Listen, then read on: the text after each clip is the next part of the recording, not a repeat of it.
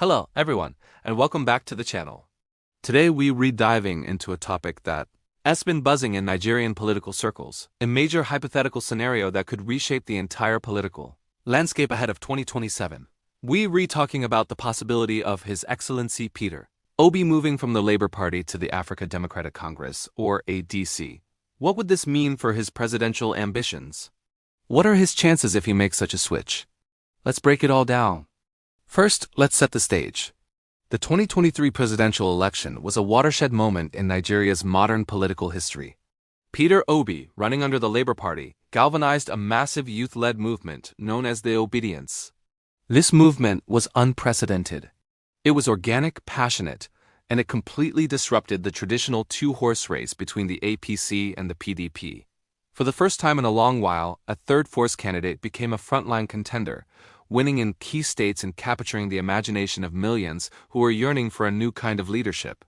The Labour Party, which was relatively obscure before Obi joined, suddenly became a household name.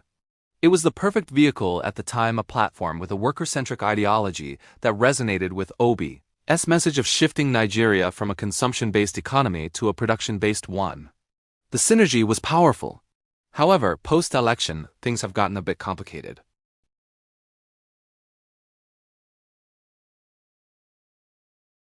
We've seen factions emerge, with different groups laying claim to the party's leadership structure. This kind of internal conflict is not new in Nigerian politics, but it can be incredibly distracting and damaging for a party trying to build on the momentum of a national movement.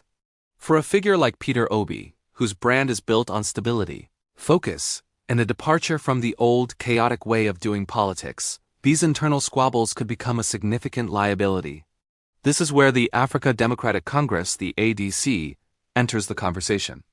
The ADC has been positioning itself as a credible alternative for a while now.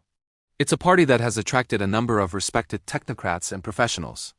Think of figures like Professor Kingsley Moghalu, a former deputy governor of the central bank, who was their presidential candidate in 2019. His campaign, much like Obi's, was built on competence, economic expertise, and a vision for a modern Nigeria. The ADC's ideology aligns quite well with Pter Obi's political philosophy. They often speak about good governance, economic restructuring, and empowering a new generation of leaders. They have a more established and arguably more stable internal structure compared to the post-2023 Labour Party. A move to the ADC could be seen as a strategic step for Obi to find a more stable, ideologically aligned platform, free from the infighting that could derail his 2027 ambitions before they even get off the ground. So let's imagine this scenario plays out. Pter Obi announces his move to the ADC. What happens next? What are his chances? Let's analyze the pros and cons. The biggest advantage, without a doubt, would be the consolidation of the third force movement. The obedient movement is primarily loyal to Pter Obi the person, not necessarily the Labour Party as an institution. His supporters are drawn to his message, his track record of fiscal discipline as governor of Anambra State, and his vision for Nigeria. For most of them, the party is just the vehicle. If he moves, the vast majority of his supporters are likely to move with him. A union between Pter Obi and the ADC could create a formidable political bloc. It would bring together the massive, energetic, and youth-driven obedient movement with the ADC's network of intellectuals, technocrats, and established political figures.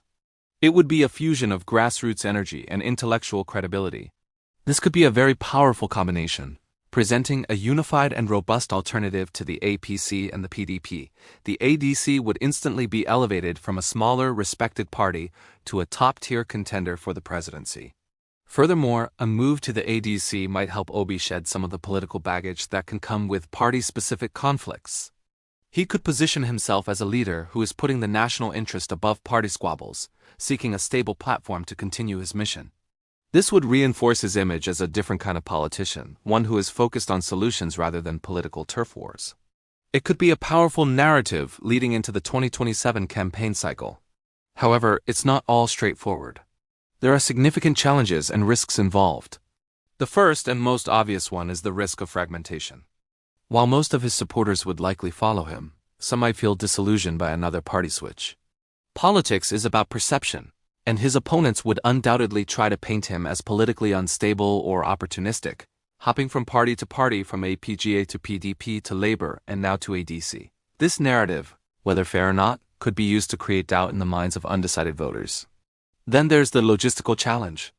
Building a party structure across all 774 local government areas in Nigeria is a massive undertaking.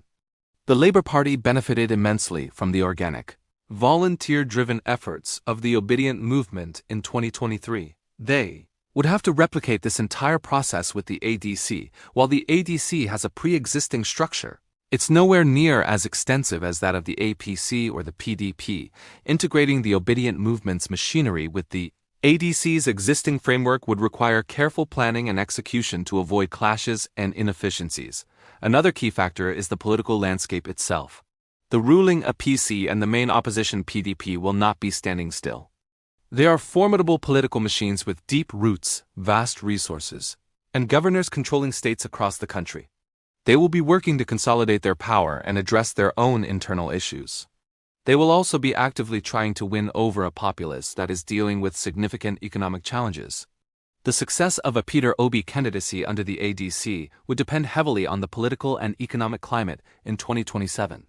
If the current economic hardships persist or worsen, the appetite for a radical change and a new face will be even stronger than it was in 2023. In that environment, a candidate like Obi, with his focus on production, fiscal prudence, and cutting the cost of governance, would be incredibly appealing.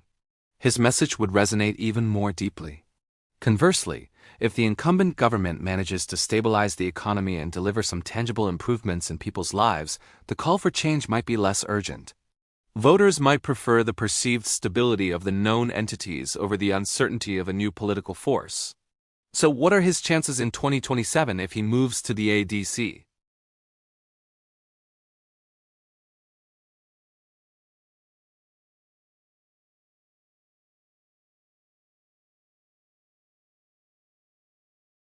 The key to success would lie in three things: timing, narrative, and execution. The timing of the move would be crucial. It would need to be done early enough to allow for proper integration and mobilization, but not so early that it loses momentum. The narrative would have to be expertly managed, framing the move not as an act of desperation or opportunism, but as a principled decision to find the best possible platform to serve the Nigerian people. And finally, the execution on the ground, the merging of the obedient movement with the ADC structure would have to be seamless. Ultimately, Pter Obi's greatest asset is the trust and belief that millions of Nigerians, especially the youth, have in him.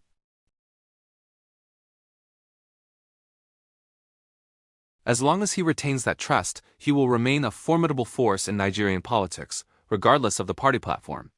A move to the ADC could be the strategic masterstroke that finally breaks the political duopoly in Nigeria, or it could be a gamble that fractures his base. The path he chooses in the coming months will undoubtedly be one of the most defining stories as we head towards 2027. What do you all think? Is a move to the ADC a good idea for Pter Obi? What do you see as the biggest advantages or disadvantages? Let me know your thoughts in the comments below. I read every single one of them. Thanks so much for watching. If you found this analysis insightful, please give this video a thumbs up and consider subscribing to the channel for more deep dives into the issues that matter. Don't forget to hit the notification bell so you never miss an update. Until next time, stay informed and stay engaged.